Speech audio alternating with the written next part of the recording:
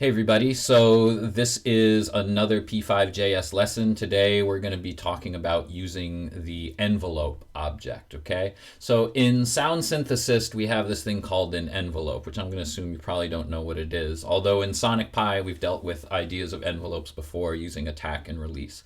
So the idea is basically this. An envelope can be used as a way to synthesize sound in a more natural sort of way, to make it imitate or emulate certain types of sounds and instruments. And it does this by sort of creating ways that the sound is made, and then how the sound disappears. Because right now all we've done is we've used the start and stop on the sound object. So we press a key or we click the mouse and it starts the sound, and then we release the key or we press a key again and it has the stop function that goes with it. But that's just sort of starting and stopping a sound by us playing it. So let's say we wanted to make like a xylophone sound or synthesize something that sounded like that. So a xylophone, you ping the xylophone, you hit it with a mallet, it makes a sound, it starts very loud and then gets very quiet very quickly, okay? It doesn't just play forever until you tell it to start or stop. Or if I was playing a flute, if I were to sort of blow slowly into the flute, the sound would get louder as I put more air into the flute, and then I hold the note for a certain amount of time, and then I either stop the note short or I could sort of slowly release the note. So there's different ways I could do that. So an envelope allows us to do that sort of thing. So I'm going to show you a project I made. This is just a generator of envelopes, and envelopes are usually represented as sort of like a triangle looking shape. But if I press this, you sort of see the sound fade up and then fade back down again.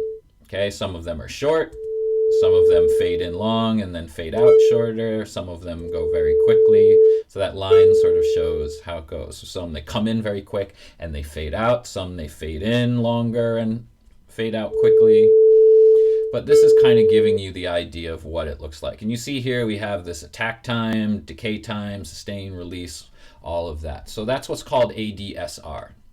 Now if you look here again, here's a similar shape. So the attack is when the sound comes in. Does it fade in or does it come in very quickly? Like if we hit a xylophone, that's going to be a very short attack. It comes in very quickly. The decay is how quickly it kind of goes down from the top level that it hit with the attack. The sustain is how long we hold the note for, and the release is how long it takes the sound to stop. So that would be like a fade out or something. All right. So I'm just going to show you how we can do this.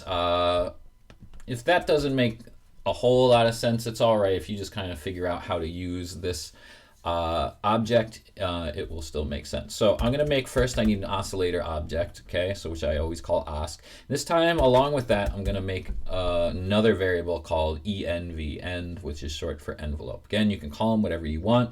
In this case, since I'm not assigning value to either of these variables because they're going to hold objects for me later, I don't need to give them separate lines, and I don't need to do equals anything, okay?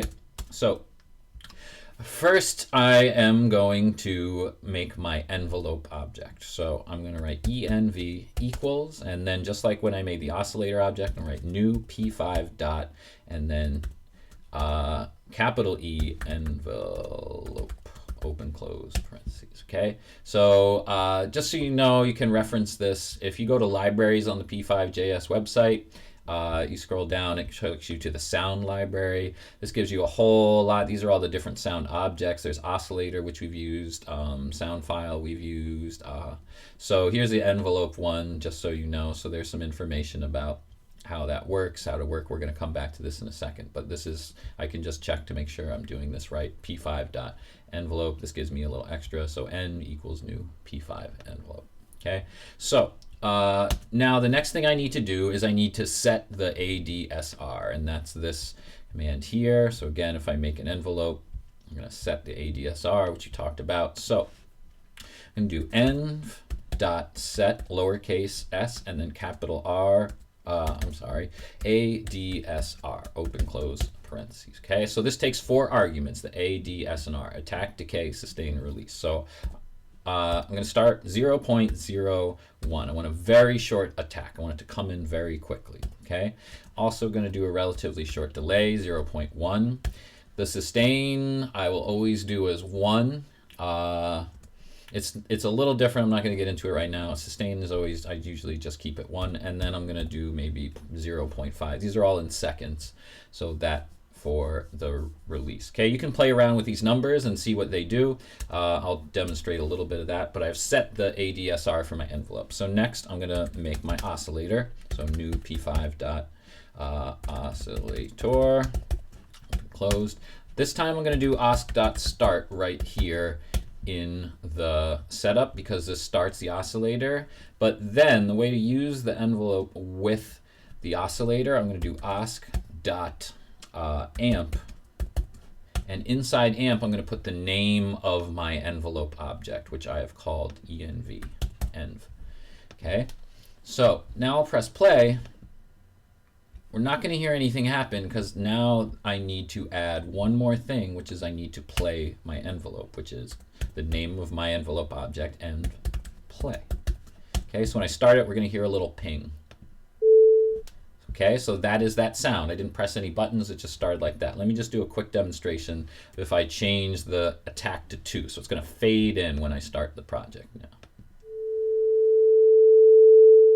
All right, so again, you can play around with this, but I don't want to have this end.play in setup. I don't want it to start every time I do this.